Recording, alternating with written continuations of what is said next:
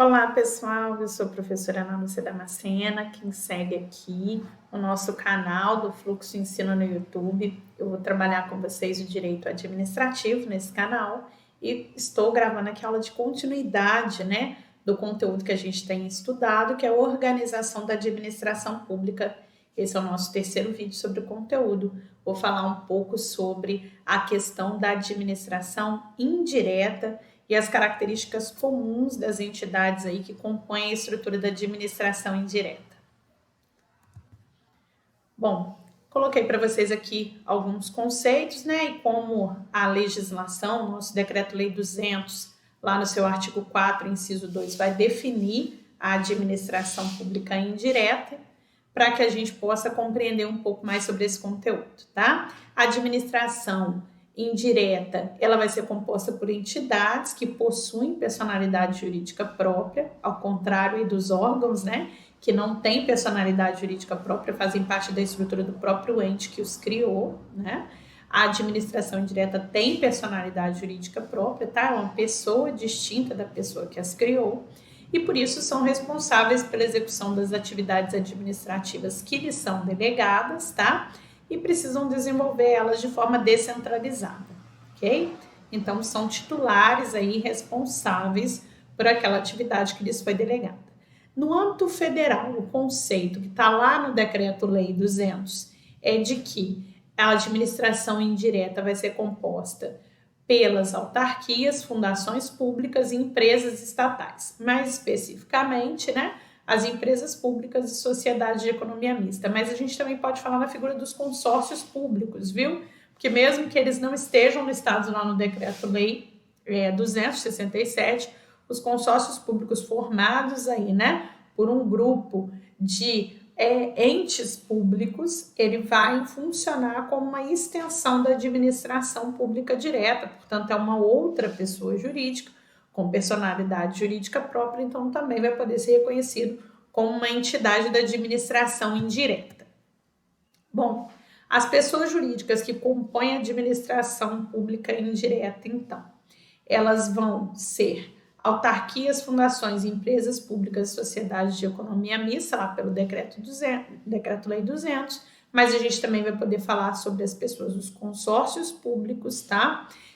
Que atuam como associações que fazem parte, então, esses entes estatais, que é previsão lá da Lei 11.107 de 2005. Antes de entrar aí, na conceituação de cada uma dessas entidades da administração indireta, para a gente entender, conceituar e diferenciar uma da outra, porque cada uma tem características próprias e finalidades específicas, tá? Previstas aí na nossa Constituição e na legislação. A gente vai falar um pouquinho sobre características comuns de todas as indiretas, é isso que a gente vai fazer nessa aula. Separei para vocês aqui algumas características comuns e importantes da administração indireta, que eu vou agora até conversar um pouco com vocês sobre esse conteúdo, tá?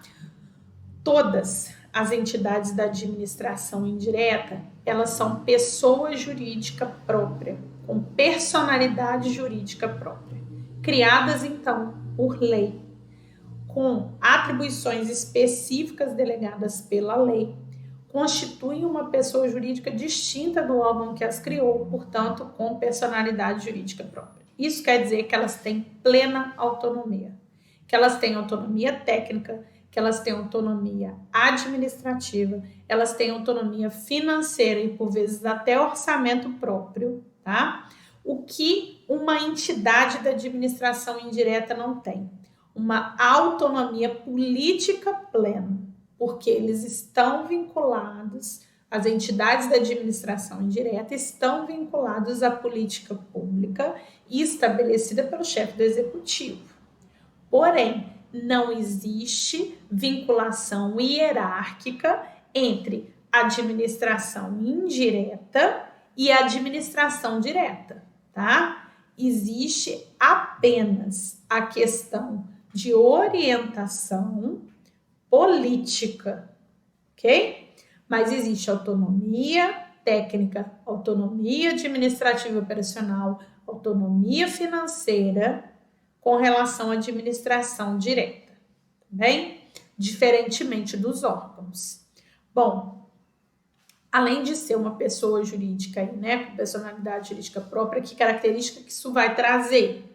Uma indireta responde por si só pelos atos praticados pelos seus agentes. Se eu estiver falando de um ato praticado por um agente que atua numa empresa estatal, por exemplo, eu não vou falar da responsabilização direta do município, e sim daquele titular, né, da empresa pública em si, que está vinculada ao município, porque a empresa pública ela tem personalidade jurídica própria. Quando eu estiver falando de uma atuação, de uma necessidade de buscar garantias, de firmar contratos, de executar direitos contra uma entidade da administração indireta, a entidade da administração indireta, ela tem personalidade jurídica própria, portanto, ela assume direitos e obrigações. Ela pode ser titular nos processos judiciais, tanto que, por exemplo, Caixa Econômica Federal, Banco do Brasil, exemplos de empresas estatais, normalmente figuram nos processos judiciais, ok? Então, a gente tem aí, né, essa responsabilização direta daquelas que são as indiretas da administração pública, porque elas respondem efetivamente pelos seus atos. Da mesma forma que as autarquias também têm essa personalidade jurídica própria. Quando a gente, por exemplo, vai discutir uma questão previdenciária, a gente não entra com ação contra a União, a gente entra contra a autarquia, que é o INSS, né? Então, nesse sentido, autonomia funcional, técnica, administrativa, portanto, atribuições e responsabilidades aí para assumir direitos e obrigações daquilo que é o escopo daquela entidade da administração indireta, tá? Forma de criação, gente, sempre vai precisar de lei específica para criar uma entidade da administração indireta. O que é uma lei específica? Uma lei que só trata da criação da indireta, uma lei que não vai tratar de outras questões. A lei não pode trazer outras questões e no meio dela criar uma entidade de administração indireta. A lei é específica para a criação dessa entidade, vai falar sobre as suas atribuições, vai falar sobre o seu funcionamento, ok? Então, a gente vai ter isso como uma característica, tá?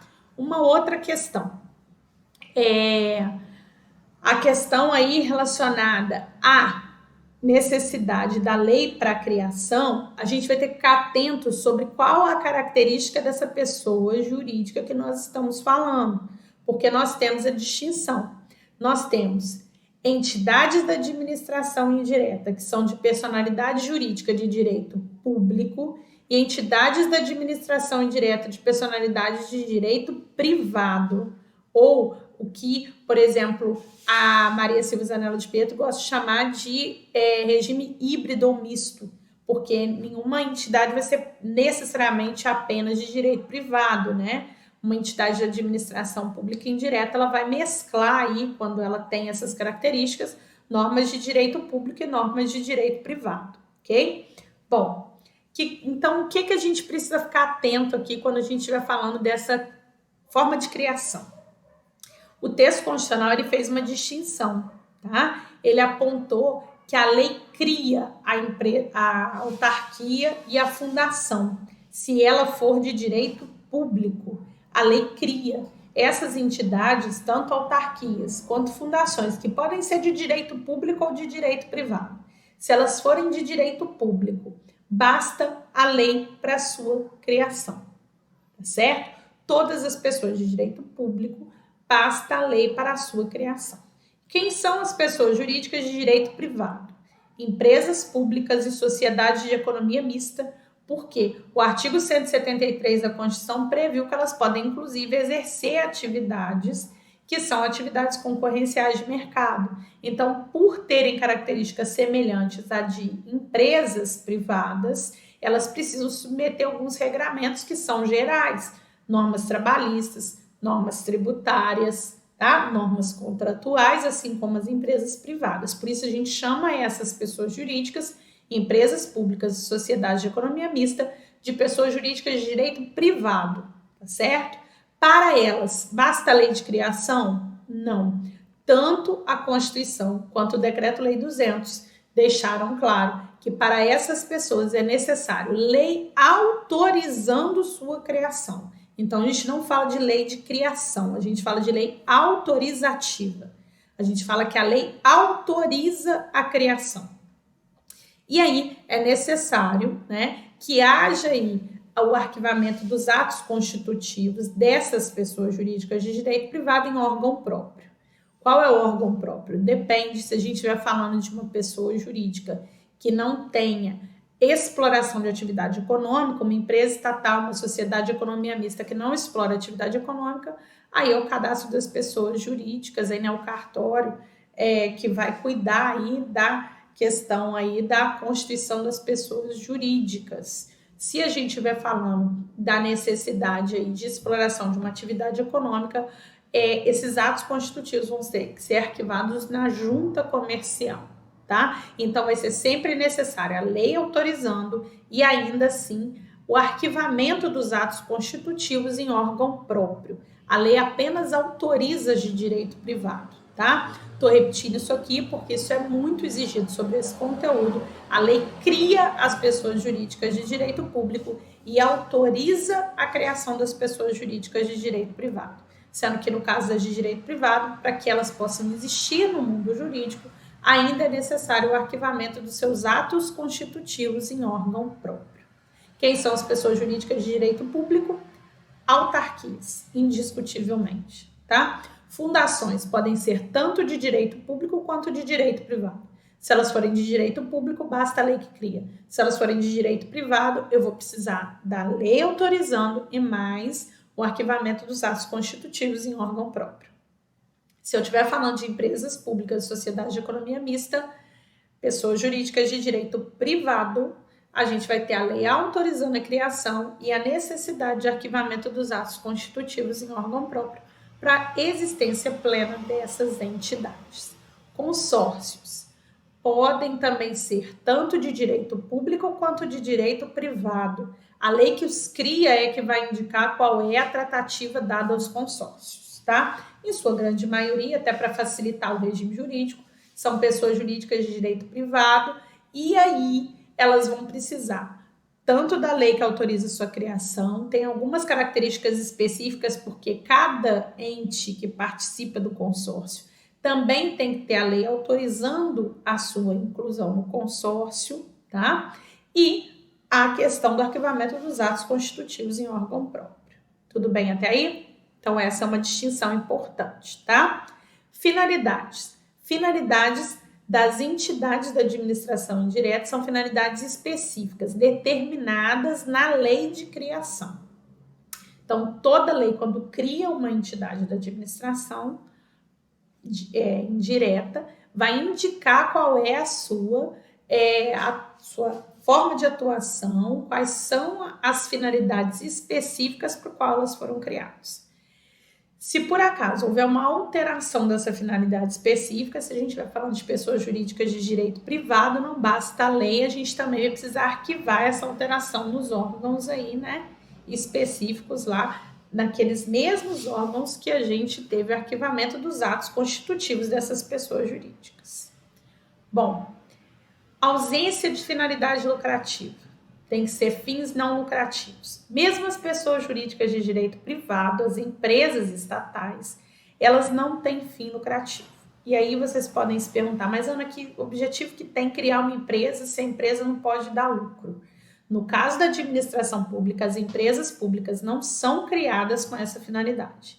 A Constituição Federal estabeleceu que elas vão ser criadas para prestação de um relevante serviço de interesse público, tá? Ou para a questão da proteção aí da segurança, né, nacional. Então, ou é uma relevante prestação de serviço público, ou para uma questão de segurança nacional, que vai justificar a criação de uma empresa estatal, uma empresa pública ou uma sociedade de economia mista.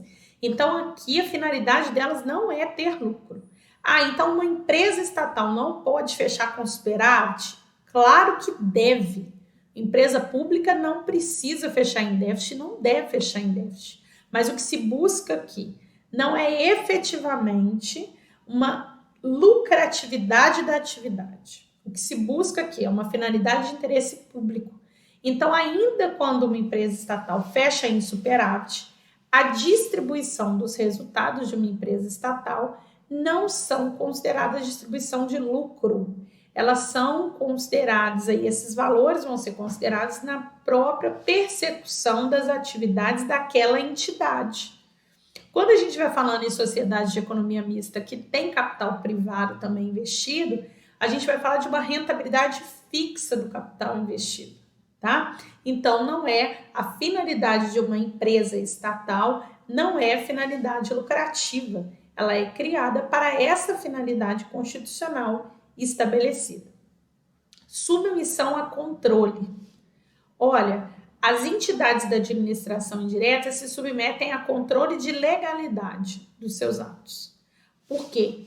Elas precisam respeitar aqueles limites estabelecidos na sua lei de criação, né? No exercício das suas atribuições. Então, a administração direta exerce a questão da fiscalização em termos de legalidade da atuação da administração indireta. Porém, não há vinculação hierárquica, funcional entre a administração direta e a administração indireta. Apenas a noção de controle de legalidade, ok? Então, qualquer ingerência que o chefe do executivo venha estabelecer em termos técnicos, em termos administrativos, em termos financeiros, numa indireta da administração pública, na verdade, é uma ilegalidade. Tanto vocês veem que recentemente a gente teve aí algumas discussões sobre, por exemplo, uma possível ingerência do nosso governo federal na política da Petrobras. Uma discussão sobre a ilegalidade de uma possível ingerência do nosso governo federal no Banco Central. Por quê? São entidades da administração indireta do governo federal que não podem sofrer ingerência técnica, financeira, apenas se submetem a controles de legalidade. Essas entidades, elas vão ter, inclusive, uma maior autonomia, justamente para que se garanta a questão do atendimento da finalidade técnica do qual elas foram criadas. Então, não existe aí vinculação hierárquica, tá certo? Essas são aí, 5 características que são comuns a todas as entidades da administração indireta. Vamos ficar atentos aí a essa questão dessas características para quando a gente for conhecer um pouquinho sobre cada uma dessas indiretas aí, que podem fazer parte da administração pública, que são entes que compõem aí indiretamente a administração pública. Na próxima aula eu vou falar um pouquinho com vocês sobre características de cada uma dessas entidades.